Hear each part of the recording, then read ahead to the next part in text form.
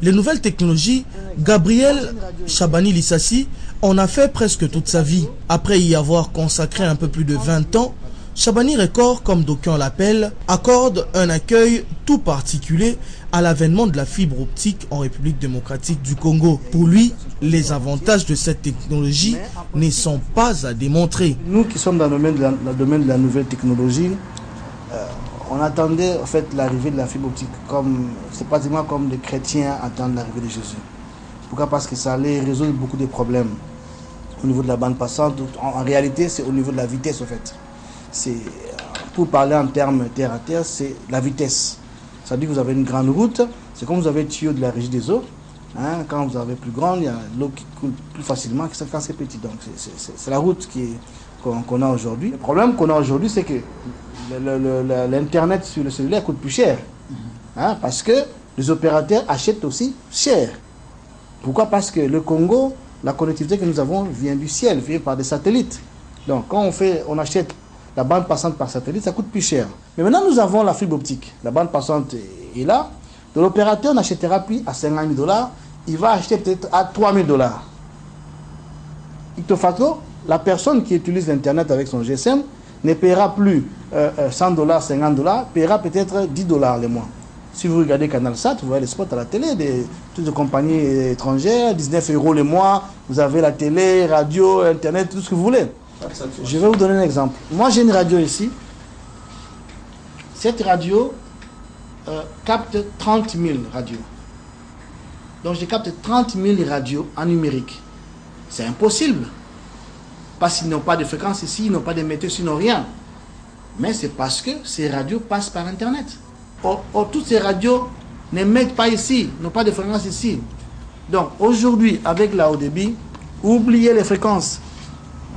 Oubliez, souvent on attend ici, oui, on va couper là-bas, il y a une telle chaîne. On n'a pas besoin.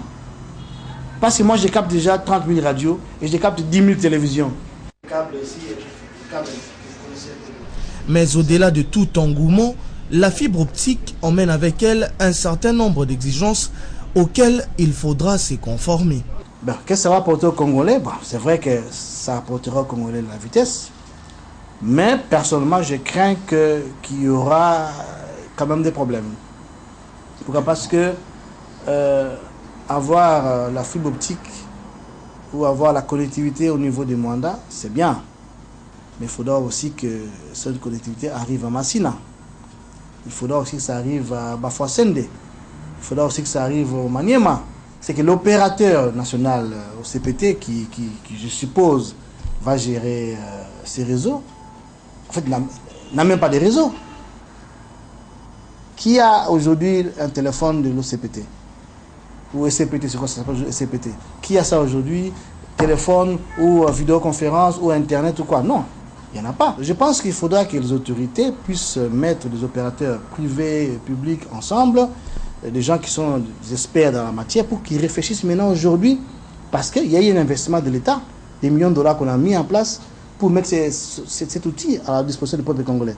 Mais il faudra que les Congolais puissent en avoir. Vous savez, même à Brazzaville, ils ont déjà eu ces fibres optiques depuis longtemps.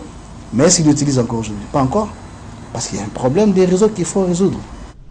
Autre technologie nouvelle, c'est celle qui devra bientôt envahir tout l'espace audiovisuel. La TNT, comprenez, télévision numérique terrestre. Les particularités de ces systèmes, le patron de Congo Web en parle avec aisance. La TNT, c'est la télévision que nous avons aujourd'hui. Comme vous l'avez là, nos télévisions, nos émetteurs, mais sauf que nos télévisions émettaient en analogique. Là, ils vont émettre en numérique. Ça n'a rien à voir avec l'Internet. C'est juste le mode de transmission qui change. C'est-à-dire l'émetteur qui a téléconsulte était analogique. L'émetteur maintenant émet en numérique. Et il faut des récepteurs numériques pour capter. C'est tout. C'est un peu comme à l'époque des télécelles. On avait des téléphones, bien sûr, mais c'était un téléphone analogique. Et quand RTL, à l'époque, Celtel est arrivé, je crois, il a mis un téléphone numérique. Et vous vous rappelez, à l'époque du téléphone analogique, parfois on vous appelait, mais il y a une personne qui parle, parce qu'au niveau des fréquences, ça se brouillait un peu. Mais au niveau du numérique, c'est 1-1, donc il n'y a pas de problème.